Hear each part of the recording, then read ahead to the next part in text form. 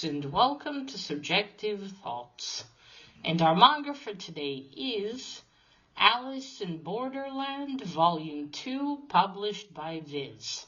Now, there is violence, fighting, shooting, killing, murder, death traps, horror, craziness, destruction, more death, and blood in this one, so if you are in any way squeamish, you have been warned. Also, spoilers. Alright, I'll put here the translator and adapter and everything.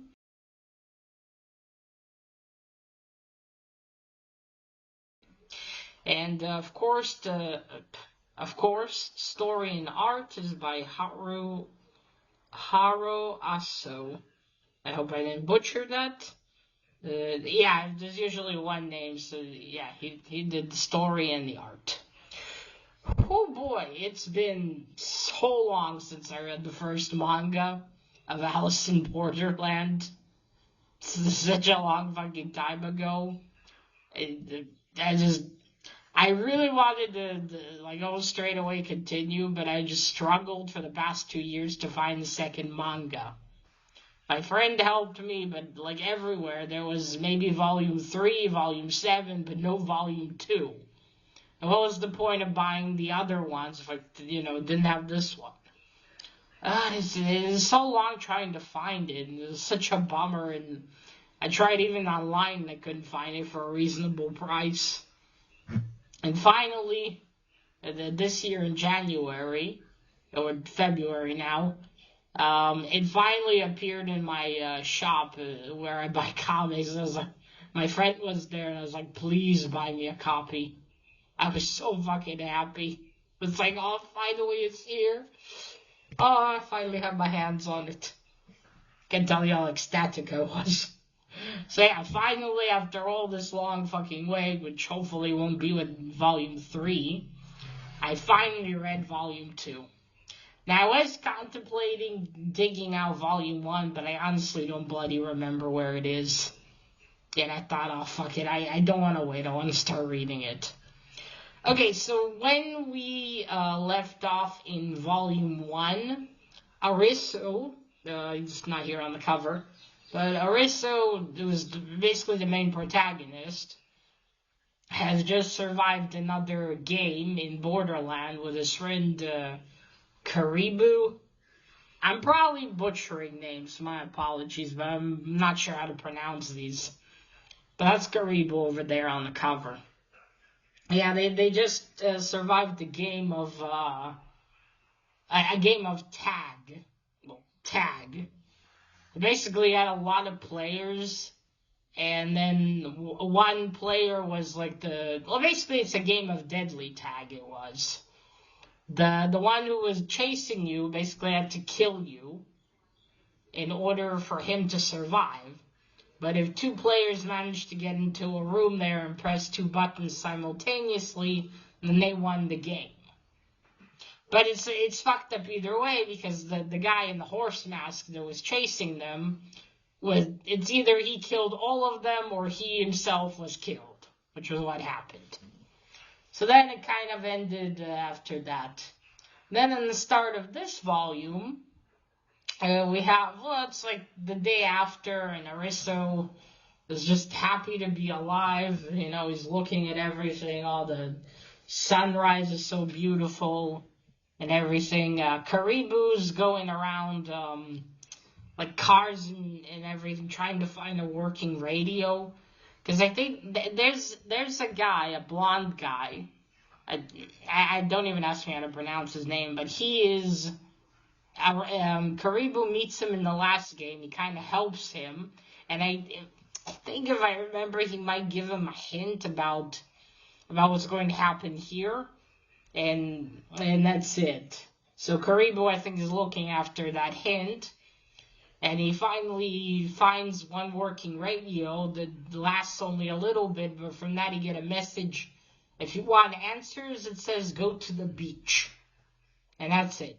Meanwhile, Chota, their friend, and Shibuki, the lady they met in Borderland, that they played a game with are, well, they're there together in the hospital where they are residing. And they are, well, basically, Shibuki tells him of her first days in Borderland, where she met two other guys and went into a game with them. And again, the games in Borderland are all fucked up. There are levels to them that are based on cards. The levels based on the number, and then the cards are also the difficulty or what you're gonna have to get through. Like, spades mean something, hearts mean something, all of that. Like, hearts are the most deadly games, it seems. So, anyway, so she's telling him, so the game she and those two guys got into, basically, each one got on a train. There are 4 cars in the train. But one car, in each car you have to stay for 5 minutes. But there are 4 cars, and one of them has deadly gas that will kill you.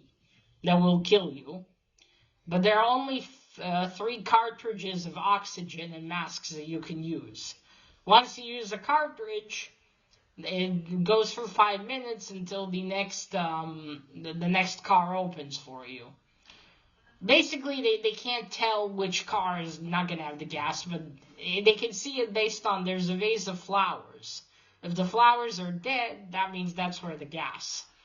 Basically, Shibuki just decided to give up, so she went into the next car ready to die, because she couldn't pick, but she ended up having a lucky guess, and the car she went into, the third one, was the one without the gas. And then on the last one she went into, that one had the gas, so she got off of the station. But the other 2 poor bastards didn't guess correctly. And basically, either they went into the car with the gas and died immediately, or they just stayed and waited until their visa ran out. And, well, then they would be killed anyway by a laser. So, damned if you do, damned if you don't. And that obviously affected her, and she's not as strong as she seemed.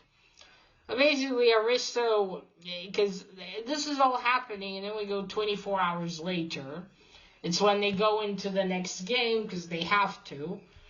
Because Chota and Shibuki have just like 2 days left on their visas, because they didn't join the game of tag. Because Chota's been injured. So they all have to go, and Aristo is saying how, he didn't realize that they were already then drifting apart from each other. Well, like with Shibuki, they just mattered, no offense. They not exactly owe her anything, but they joined together. Anyway, we go 24 hours later into this game. Now, this game is hard. They haven't had one of those yet. And like I said, I think hard is the worst game you can get into. It's got the highest difficulty. Because they go in, obviously, the games only tell you once you get in and you can't leave what you have to do. Not before that, so you can't escape the game. So what this game entails is, it's a game of hide and seek in this, not a greenhouse. Aristo calls it something different, but it's almost kind of like a huge dome, a glass dome with a jungle in it.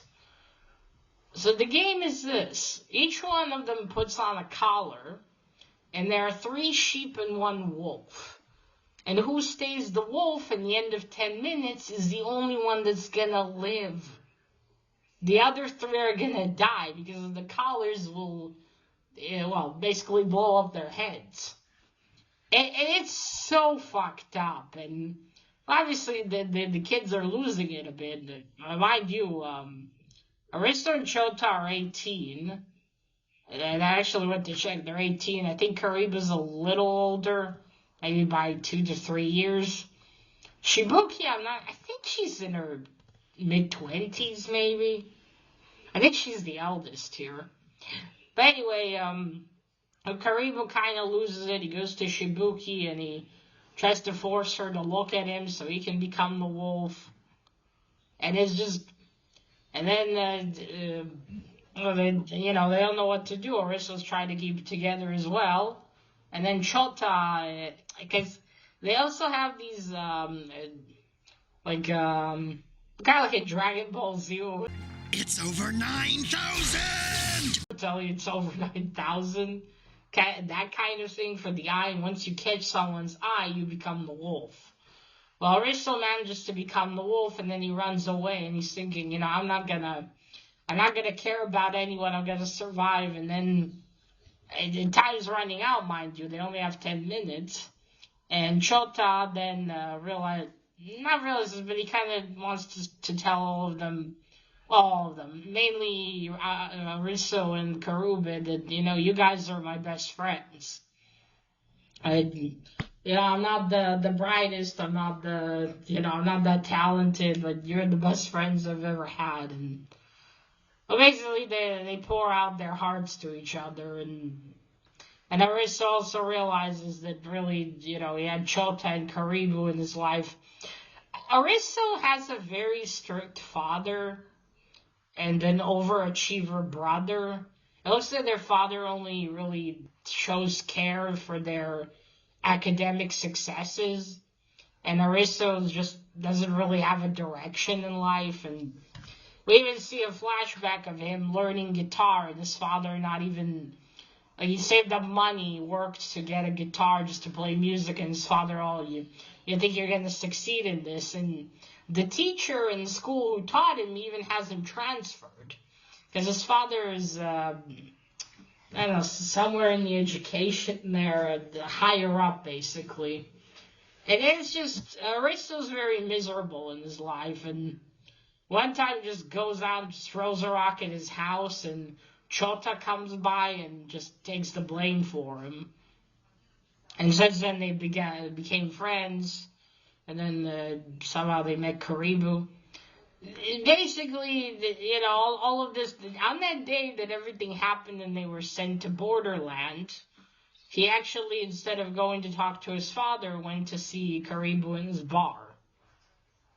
And yeah, it's such a heartbreaking moment between all three of them. And I think then Choto and Karibu decide that Aristo should be the one to live. That he'll be, because then after hearing all this, Aristo realizes, well, what am I doing? And he says, I'm going to come out, just find me, and one of you survive. I don't want to survive this. And at first, Shibuki looks like she's going to take him up on that. But then in the end, she decides, no, I can't do this.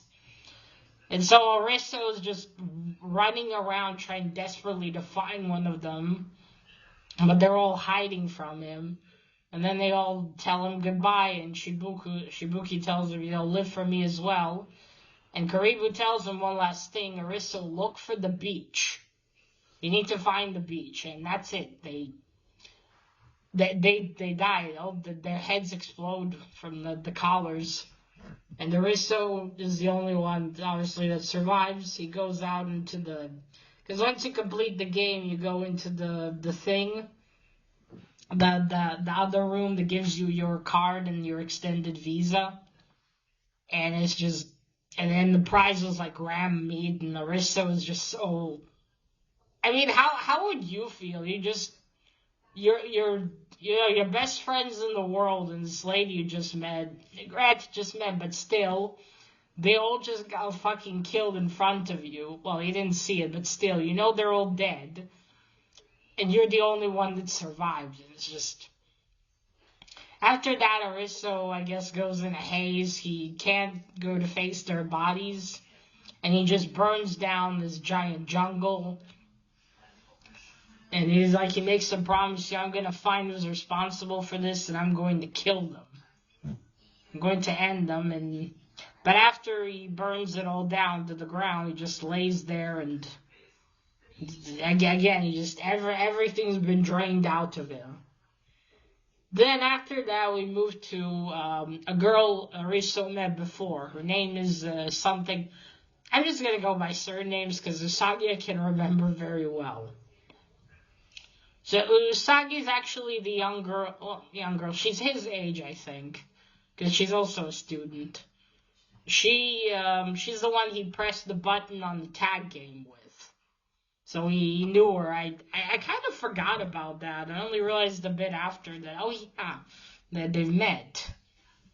So then she's surviving on her own, and she happens to be in that place, and she finds Arisso, and she looks at him. It's been a few days.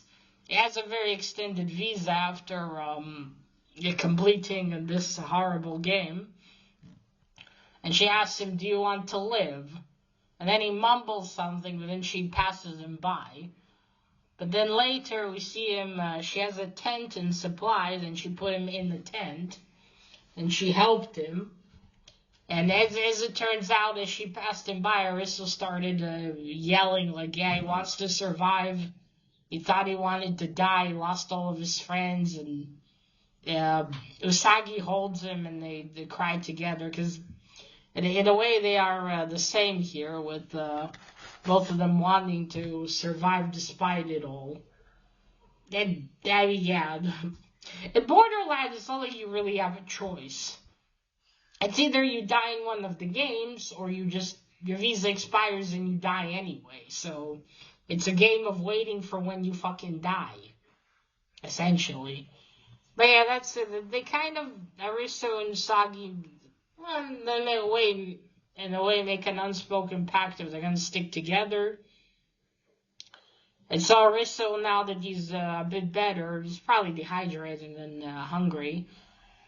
After he gets a bit better, he starts looking for information about the beach. It's like he's going to find it. Usagi, meanwhile, is teaching him how to survive. The thing with Usagi is her life has not been too easy as well. In the sense of, she's always been, I guess, different. Because you see her as a little girl, and there's like two groups of girls that she's friends with, but each group hates the other. You know, you got the popular girls and then the kind of fugly, nerdy girls. And it's hilarious because they're children, but I find it funny because the fugly little girl leader, she doesn't realize she's doing exactly the same as the popular one. I mean, you're both the same bitch, basically. But anyway, she plays with both of these groups. You know, she doesn't get the clique mentality of like, why? Why do we have to, you know, why can't I be friends with you and you? Why do I have to participate with you in this popularity contest or whatever? Why do I have to pick a certain group? So she's kind of an outcast because of that. And she has these ideas, you know, when she's a little older, you know, for class something, but she's the only one that votes for it. So Usagi, she lives, I don't think she has a mom, or her mom died. She has her father, who's this mountain climber.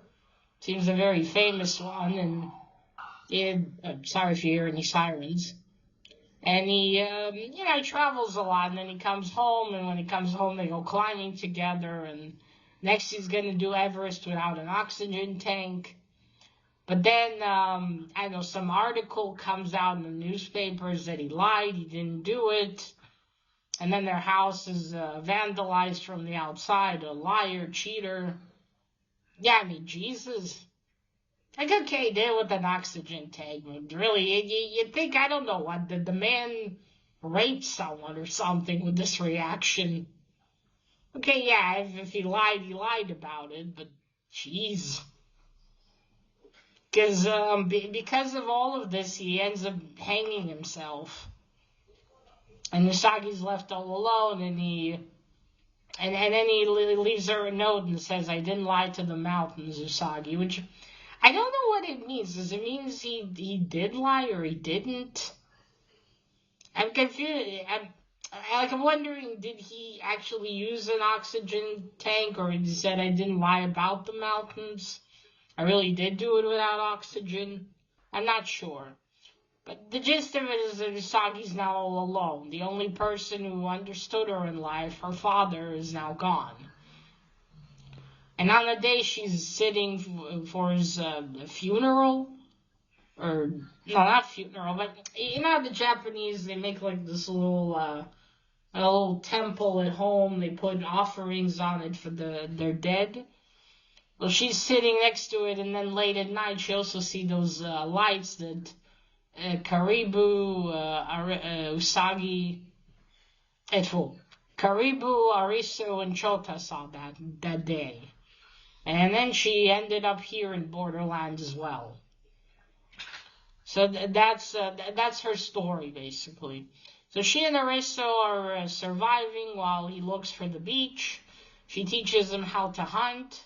Now, Arisu is a fast learner. He may not be, this achiever in academics his father wants him to be, but he's not a dumb kid. He's actually very, very smart. Just shame his father couldn't see, and all he cared about was academics. But anyway, Arisu implements what he learns from Usagi about hunting, because he goes around to groups of people who gather around games and asks them about the beach, but many of them tell him, leave me alone, they're all nervous. But then he sees one particular group that they have around their wrists, they have these bracelets with locker keys. And he noticed that those guys are different. They're not scared and fidgety and nervous. They almost seem like cool, calm, and collected. So he and Usagi start hunting for these people. They want to follow them back. Maybe they know something about the beach. And then the first night they do it, they see that these guys have a car, which is impossible. Usagi estimates that the world has been, everything has stopped for like a year, based on the dust and expiration dates and everything. So they keep looking. Each night they seem to get closer. Aristo has a map of, I think they're in Tokyo. Aristo has a map of where they are.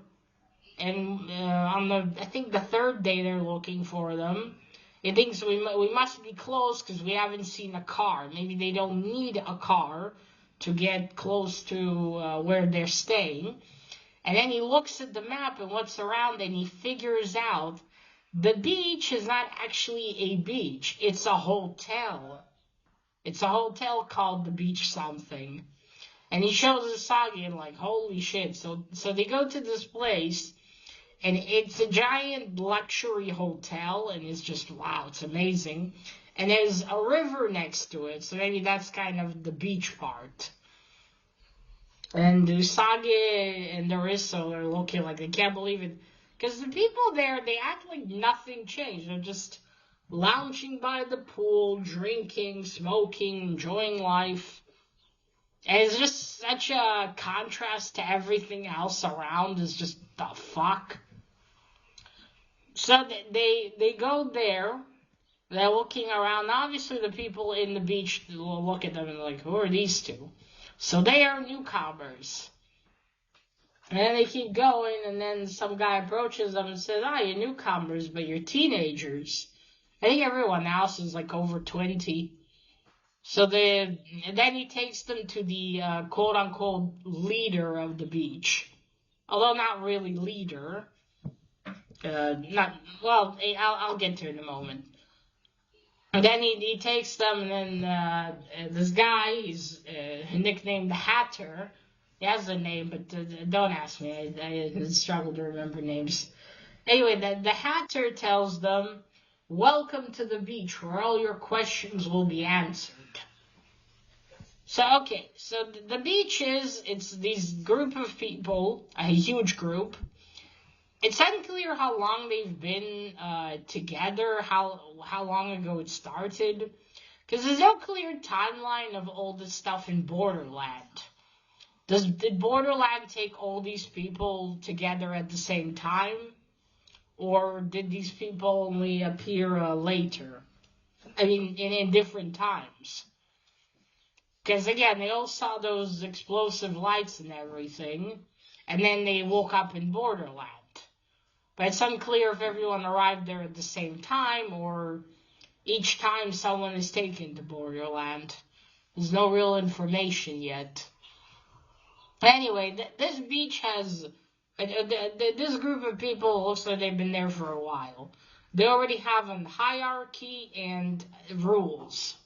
So there's two factions there. There's the Hatter, who's, kind of a communist. And then there's this other group with evil, sadistic bastards. Basically, their leader's a fucking nut job. I mean, not that the Hatter looks any saner, but I'd say I'd take him over the other guy. But anyway, he leads, and before they go with him, Usagi tells him, Marissa, this is our last chance to back off. And she's right, because once you get there, that's it, you can't leave. But I suppose, on one hand, what is waiting for them there? This guy may have some answers. I mean, either way, eventually you're going to get killed in Borderland. Either by the games, or if you don't find a game, and your visa expires, then you're going to get killed. So it's like, there's nothing waiting for us there, so that's it. The decision has been made. Aristo and Usagi go forward. So what they learn from the Hatter is that there is a way out of Borderland. And that gives Aristo a lot of hope. But, fucking huge but. Okay, so the way to leave Borderland is to collect all of the cards. You need a full deck of cards, and with that, you can leave. But the huge catch is only one person can leave. Just one. And that breaks Aristo, because he was hoping to escape with Usagi, but I think after that he sets his mind that he's going to help Usagi escape. So, when you join the beach, you have to give all your cards, basically, to number 1. It's a number system. So they have to give their cards to him, and there's that 7 of hearts, which which Aristo got. And the Hatter's like impressed and excited because that's a card they were missing. So he's like, "Oh, who found it? I'll promote you. I'll promote you higher up." And Aristo was like, "Usagi found it." So, but she didn't. But anyway, Usagi's promoted. So there are 3 rules to the beach, according to the Hatter. 1, you have to wear a swimsuit. I think it's just an excuse to see women in bikinis. 2nd, you have to, I think, give all your cards. I think so. And then the 3rd one, traders get killed. So if you betray the beach in any way, you get killed and you can't really leave it. So Aristo and Usagi are now part of the beach. A bit later, they learn about the 2 factions, basically. And then there are the executives. So those who are, in the higher-ups, like from number 10 and so on, I think, are executives. So these executives, they know a lot more secrets, and you get basically promoted slowly.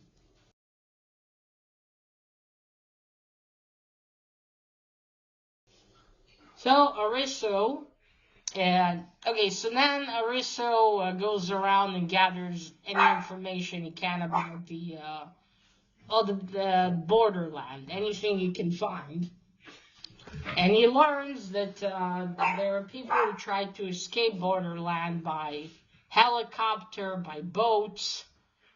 Now, the people that tried to escape by boats, they immediately got killed by giant fucking lasers. And the ones that went on the helicopter, no one's ever seen them again, which I'm pretty sure they were also killed by laser. And some people from the beach have actually driven. It looks like most of the games are centered around like a few like these specific areas. But when they tried to get out of those areas, They were a thick jungle. That's what they were met with.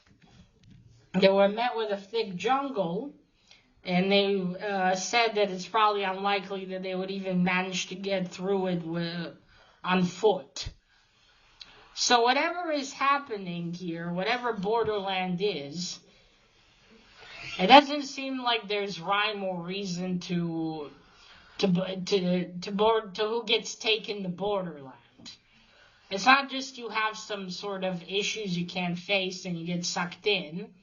It doesn't matter your age. Although, to be fair, there don't seem to be any children in Borderland or old people. And at least thus far, I don't think there's been a child or an old person. So maybe there are some rules.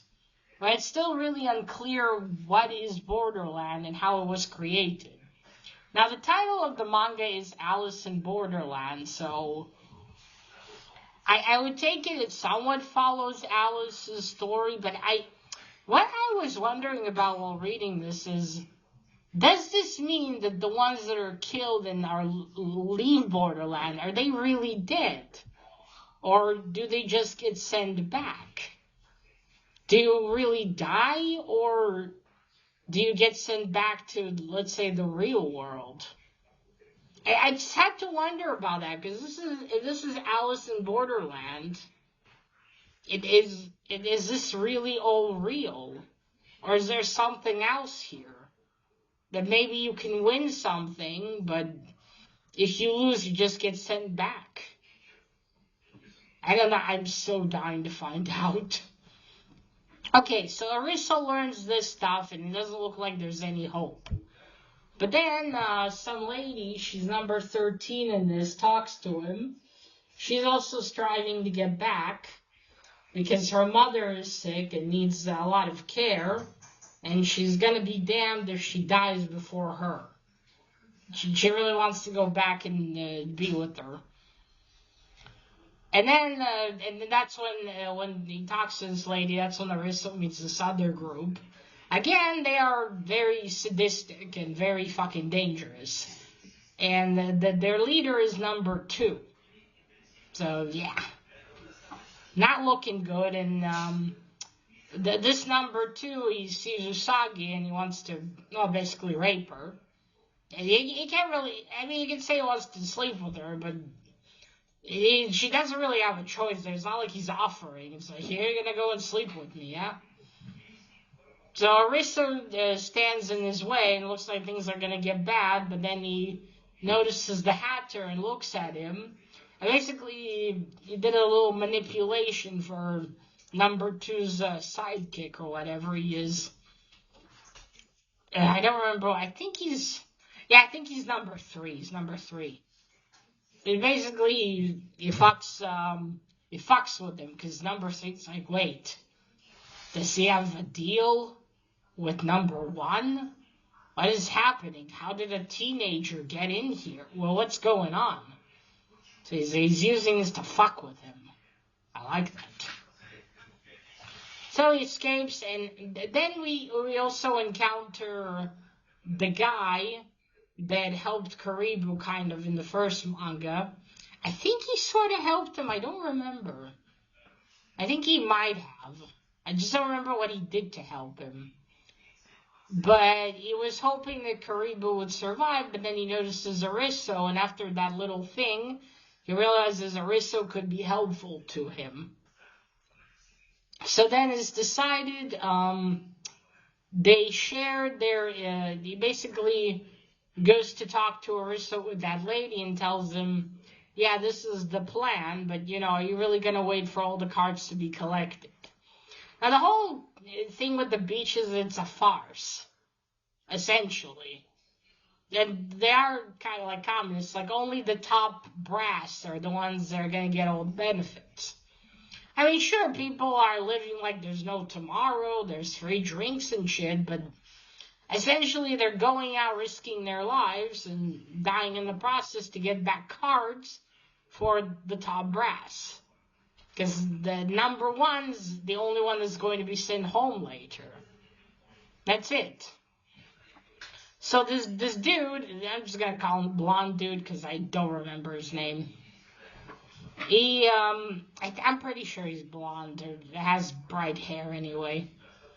So he has this plan to steal the cards from number one, basically. And the reason he's decided to do that because number one gets murdered. Like I think she was number 11 or something. I thought it was wrong. I think it's like something else and up. Anyway, Anne, her name is. She beats a game. She comes back. She's kind of like the she's kind of like the hatter, and then the guy with the glasses was with them. They were kind of the leaders of one faction. Oh, and the glasses guy was number 3. Sorry. Anyway, this dude in number 3, it looks like he also gets murdered. And number 1 doesn't die in the game. It looks like someone murdered him. And I wonder if number 3 murdered him. Because number 3 was carrying a gun. And then there were 3 shots into number 1's back. But then, why would he do that? And also, is number 1 really dead? Again, I don't know. It's so hard to tell what actually is happening here and what isn't. Because something could be real and something could be fake here. Since I'm not sure what really is going on with the games, who knows if number 1's even dead. But regardless, number 1 is murdered, so the hierarchy changes. Now number 2 is number 1, this creepy, sadistic asshole of sidekicks. Also promoted, I think, to number 2. Anyway, he's promoted. And now things are bad, because these guys are going to probably kill Aristo anyway, so they have to risk it. So the blonde bastard basically tells Aristo, okay, we'll steal them and then we'll do something. And all the while I'm thinking, well, if you know all this, why the fuck aren't you stealing the cards? Why aren't you and your lady who's a store clerk, why aren't you two doing it? Why do you need Aristo? Something here just didn't add up. Like, what the fuck's going on? And, of course, it's because the bastard was going to betray him. So they have no choice. So Usagi stays behind in one of the rooms with the other lady. Sorry. To wait for Aristo. And Aristo goes to steal. Okay, so another thing about the hotel is that because to make sure that people can still get into rooms, they don't lock the doors. There's a key, but inside from the inside you can't lock the door. It's said so even if there's no key, you can still open it because people die all the time. So Aristo goes and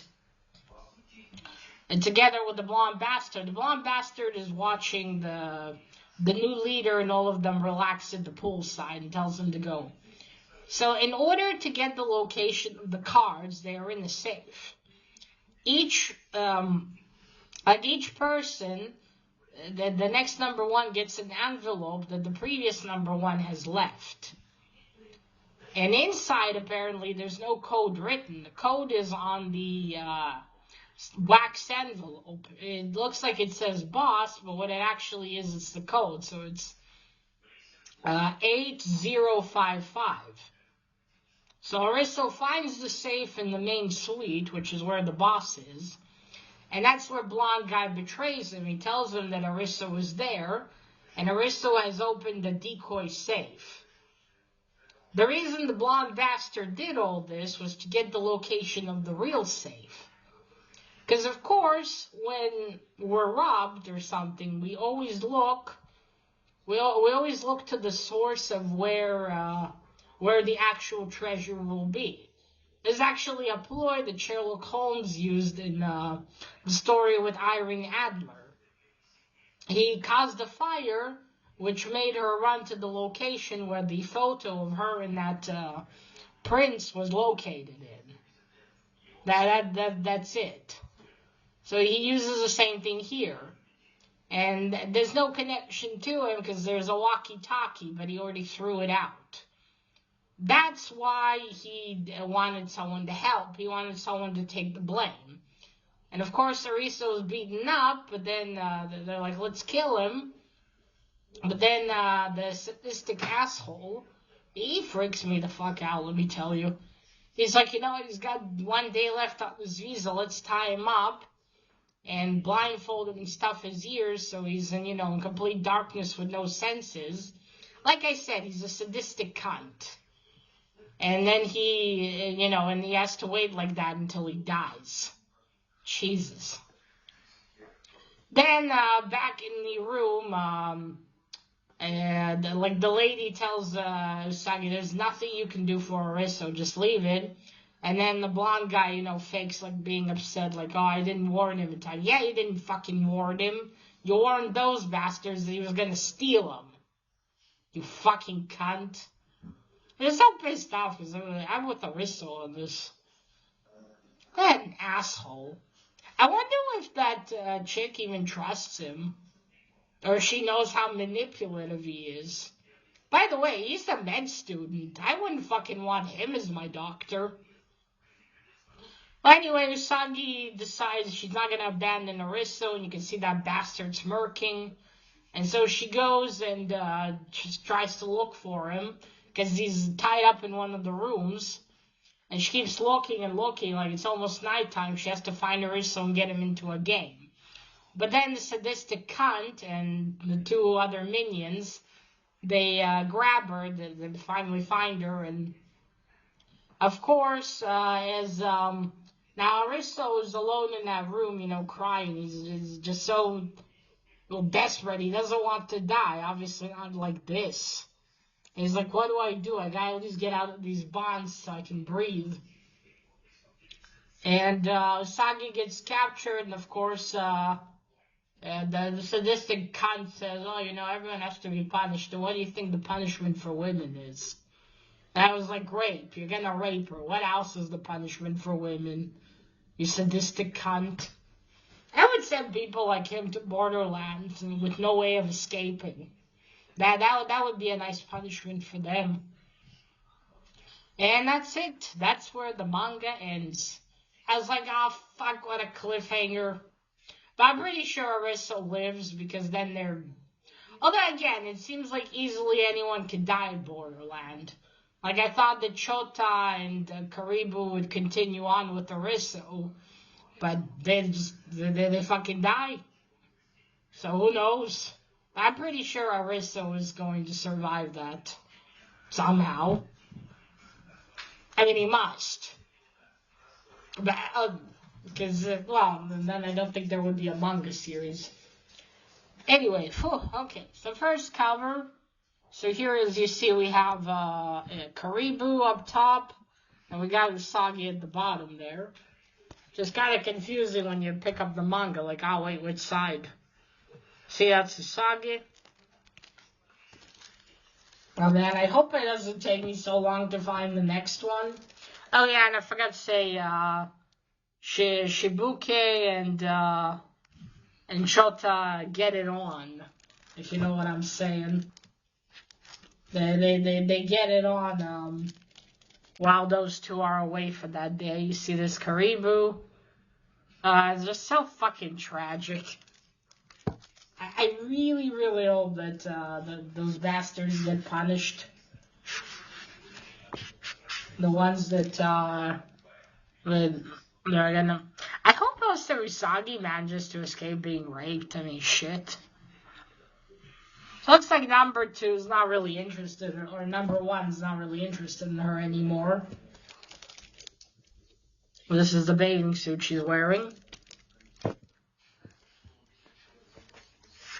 Maybe I can... Oh, wait, let me not show you too much ahead. I don't think I'm allowed.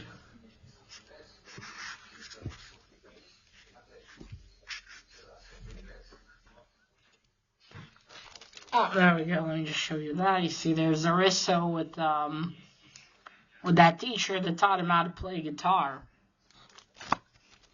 Whew, okay. Holy shit, this is a long video.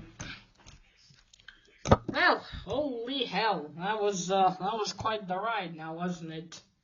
Whew. I think my voice is about to give out on me. But yeah, this is why I fucking love the first manga so much, because it's just, you don't know what the fuck's going on, and it gets curiouser and curiouser, to quote Alice in Wonderland. And again, just because it is, basically Alice in Wonderland, but fucking deadly, and with death traps, what the hell's going on? Who is behind Borderland? What is the goal of Borderland? What is going to happen? Can you really make it home? Because the Hatter, he supposedly had information. But you have to wonder, where did he get said information about everything? Because his sources told him that only one, and only after you collect the whole deck of cards, will be able to leave Borderland. But I repeat, again, how? How is he sure, and who are his sources? And who killed him? Because there are two girls that Aristo sees on a roof, and he goes, and it looks like they're talking about something they're planning to do. But then when he approaches, they run off, and I wonder if they were in on what was going to happen to the Hatter. That's the... sorry. Move the camera. So did they know what was going to happen? What were they talking about? It's just, what's going to happen? And also, I don't get blonde guy exactly, and I don't know why the lady is with him. Like, does she think that he'll let her leave? Does she actually trust him, or does she pretend that she does? Because he's obviously doing it all for his own gain. And I forgot to say, people have specialties in here. So Aristo is a heart, and his specialty is psychological, which is interesting. Okay, so, yeah, it's just like, what's going to happen? Also, okay, about blonde guy. How long does he think he's going to have to, though, continue like this? And what if this number one decides to move the safe again? I doubt he will. He's like a barbarian or something. Doesn't tend to think too much. But what if he decided to move the location of the safe afterwards? I mean, he doesn't seem exactly the type that would follow the rules 100%. So what if he moved it and then you had to find the location all over again? I mean, he wouldn't care. He would use someone again, but even then, not all the cards are found yet. Because, yeah, it did seem so weird. Like, why would you steal the cards now when the deck isn't full? And even if you steal them, why would the beach still continue to collect more cards after that? Or would they not? That's just, or they keep looking for the perpetrator. So yeah, again, the blonde guy's a fucking asshole. I also hope he dies in one of the games in a brutal manner. Although again, it's not like he owes Aristo anything, but still, what a cunt. And I guess in his mind, like, he'd die either way, so he might as well die for my purposes. Asshole. So yeah, it's left to be seen. This series is relatively long, so there's still way more ahead. Which makes you wonder, with how, people are killed here, will at some point Aristo not be part of the cast? It says Alice in Borderland, but, we got Aristo. Who knows? That is left to be seen. I really hope this time I can get the whole series and read it. And, not wait 2 years before I get the next manga. Holy shit, this is awesome. Also, I might say, Mr. Aso is kind of funny to me. Like, he leaves in between, I think, when you move mangas, he's got all these, these quotes of his that, I'll be honest, I don't really understand most of the time what he means. Like this one here. You can only start to understand other people when you refuse to be dyed other colors by them, or to be washed away, or made dependent on someone, and also when you learn to love solitude. That's what I think. I've read this multiple times, and I'm still not exactly sure what he meant by that. I mean, you can refuse to be dyed other colors by other people or to be washed away, but it's still not going to change how people think about you. And also, how's it going to help you understand people? Or to make dependent on... I mean, we're all in the end dependent on someone to some extent. Unless you go out and live in the forest and, just depend completely on yourself. And also when you learn to love solitude. Which that one completely baffled me, because if you just completely love solitude and you don't want to be around people, how are you gonna start to understand them? Again, maybe it's just lost in translation. Maybe I'm just not smart enough to understand what he means. But I just really don't get his meaning here. Again, people will judge you however they want. You can't refuse them from judging you. They're going to do it anyway. They're going to see you and perceive you how the hell they want. So what the fuck does he mean by that? When you learn to love solitude. I mean, even if you love solitude, in order to understand other people, you kind of have to get to know people and see their behaviors. If you like solitude and you don't want to be around anyone, you're going to struggle to understand that, what people are thinking. And anyway, I don't know why I even stopped on that, but I couldn't get that quote. It was just like, what do you mean? Again, maybe I'm just not smart enough to understand what he said there. Or what was quoted there. Maybe that makes sense. I don't know. The one before that as well was, I think I understood that one a little bit more, but still not completely. In relation to this, I mean. Maybe it means the blonde bastard.